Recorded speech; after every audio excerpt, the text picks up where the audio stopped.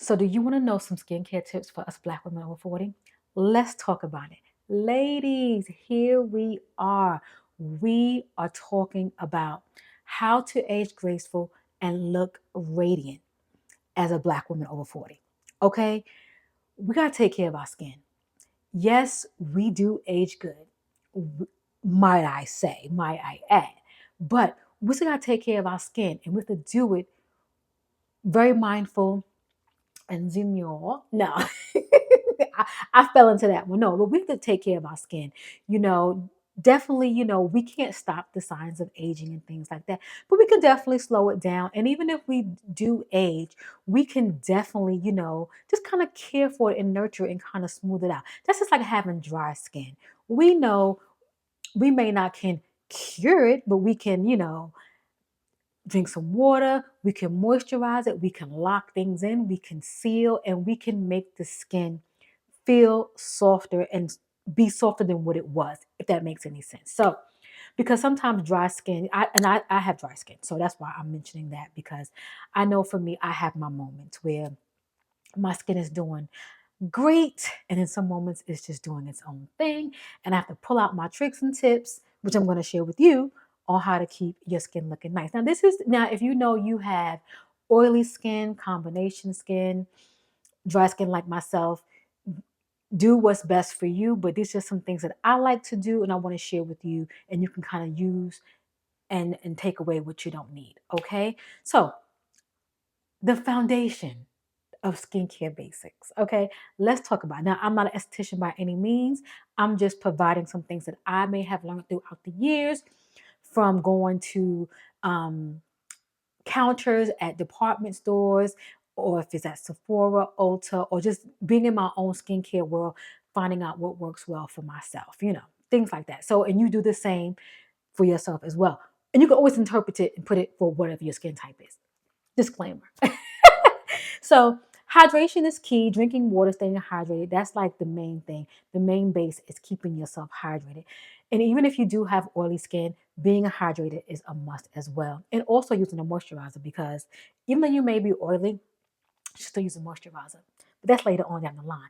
But the foundation of skincare is just like, basic hydration, cleansing properties, something that's nice and gentle. We don't need anything harsh. I know for me, I can't use a clarifying cleanser. For some reason, it just strips me. Even if I wear makeup and I'm cleansing my face, get my makeup off. You know how you want to go behind and you want to cleanse your skin. I need to use something that's a little bit just maybe sensitive skin, or just something that's just moisturizing, if you will. Me using clarifying will definitely go in and get it all out, just like any other would. But something about it just really strips and takes away all the moisture in my skin. I don't know what that is, but let me know if you use a clarifying cleanser. A clarifying cleanser that I know of, I believe is clarifying, is the one from Youth to the People. That little clear greeny looking one. My youngest daughter, she loves that one. She can use it. She young, youthful, she can use it. And my next part of the foundation part is exfoliation. I have here some ones that I definitely use, but I don't want to pour them onto you. So chemical exfoliants like AHA and BHAs, those are geared towards mature skin. I do use them in moderation. I don't use them heavy, because those are just things that you don't want to put too much. You want to use it in moderation. Those things will help your skin in time of need. So moving on, targeting skincare for us aging graceful ladies. Moisturizing is non-negotiable. As I mentioned earlier, even if you have oily skin, it's still good to moisturize your skin. Just use what's good for you, because they do have moisturizers for oily skin. So what we want to look for, we want to look for hyaluronic acids, shea butters, and things like that will actually help our skins. Sunscreen is a must. That's non-negotiable.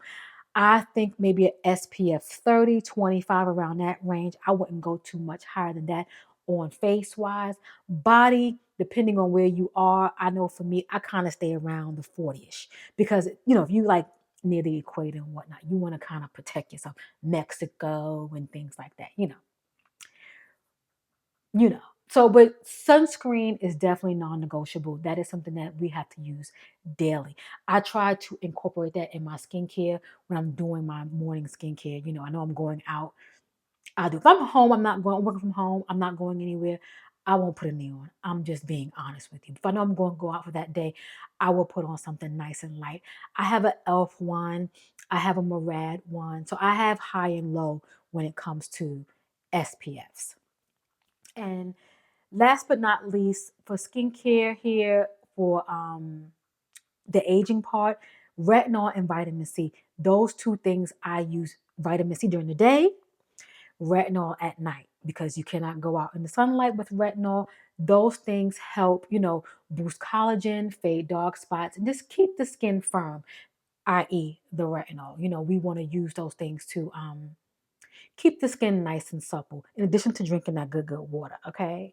Just staying hydrated, staying away from, caffeine. I can definitely say, since I have put down the coffee and the caffeine, I do see a difference in my skin overall.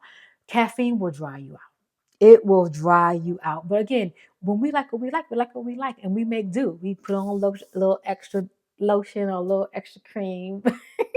But I can definitely tell a difference in me not having caffeine, or even if it's soda and stuff. I'm not a real big soda drinker, but just drinking those things would definitely dry you out from the inside. Okay. Lifestyle habits. Okay. So things for the skin here. How can we have radiant skin? What is good for our skin in regards to what we do in our lifestyle? Nutrition matters, eating a lot of antioxidants, berries. It took me a while to get into like blueberries, raspberries, and blackberries. I can eat my leafy greens and my omega 3s. That's not a problem. But I felt like with the raspberries and the blackberries, the texture, the grooves, they like kind of like, they look kind of brainy, if you will. You know how the grooves in a brain is? That's like the grooves in a raspberry and the grooves in a blackberry. That kind of freaked me out. Blueberries I can do, strawberries, of course. But those particular like berries, they hold the most antioxidants. And that's really, really good for our skin. So I had to get over my cringe and I had to just start eating them. Don't, and I'm a kind of, I can't, the feel, oof. Talking about is making me like nails on a chalkboard, but I know it's good for me. So if I have to mash it up, make like a little puree or something like that, and put in like oatmeal or something, I can do it that way. Maybe messy, but you got to get it in some way, somehow. Okay. But you guys know what I'm talking about. I don't want to talk about the grooves inside of a raspberry and a blackberry. Next up, sleep. I find if I don't get enough sleep, I don't have dark circles, but the bags will be apparent. And I find that I need to get at least 8 hours. I'm not a 6 hour, 4 hour girl. I cannot do it. I have to get ample amount of sleep. I'm a napper. I ain't gonna lie to you. I could be in my living room, my loft, even in my room. I'm taking a nap. If my body is feeling a little tired, I will sit down, close these little eyes of mine, and I will go to sleep and wake up and I will still go to bed because my body just needs that rest. I be needing the rest. And I don't want to say I'm not anemic anymore because I know before I used to sleep heavily, especially in like my teenage years and in my early 20s. I was a napaholic. I don't nap as much as I used to, but if I need a nap, I will take a nap at least once a week. I would definitely, that's been, gotta get a nap in some way, somehow. I just think it helps me. It helps with just your overall well-being, and it also helps with your skin. We don't want the bags. We don't want the bags because we gotta prioritize rest and we have to practice mindfulness. Okay.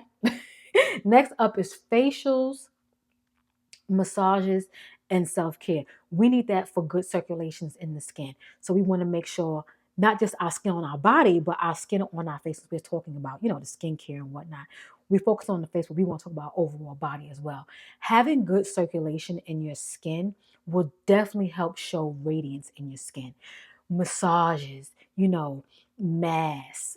Even that, I can't think of the name of the roller thing. I have two of those. Some people put some theirs in the freezers. They can get cold. Keep them in a fridge. When you have something cold on your face, especially if you have like under eye puffiness, having something cold underneath your eye, like maybe the back of a spoon, that right there will help deflame. I think that's how you say it. I think that's the way you want to say it. Not deflame. Well, depuff your under eye, if you will. So some little tidbits there, some tidbits. So I want to share that with you because, you know, skincare is important. And sometimes we think that we can just, I know back in the day, I mentioned before, my great aunt, all she was a bar ivory soap and some good old warm water, and she washed her face, and she had the best skin ever. But I feel like times have changed. We have so much against us when it comes to like the environment, how the dust, the pollution, and whatnot. Things were still bad then, but they weren't that bad. So I feel like now we have to really take key to what's going on and really take care of our skin, especially us black women over 40. And we have to make sure that we're looking our best so we can be our best. Okay, just kind of recap here. I wanted to recap that what we talked about hydrating, protecting, nourishing our skin from the inside out. And as a reminder, skincare is definitely a part of self-care. It definitely can be a maintenance, but I feel like it's a self-care because you're caring for yourself and you're taking key of how you're looking. And not that you're looking good for anybody else on the outside, it's for yourself. I'm a firm believer. If you feel good, you look good. You look good, you feel good. And you're pouring back into yourself. I tell you, I'm gonna say it again. If I would have known these things in my 20s, I tell you things would be so much different. But life lessons help us. They help us. They help us. They help us. So if you're not following us here on this good old YouTube, go ahead and follow. If you're listening on any of the streaming sites, go ahead and follow as well. I want to say thank you. I truly appreciate you, and I will catch you in the next episode. Bye, y'all.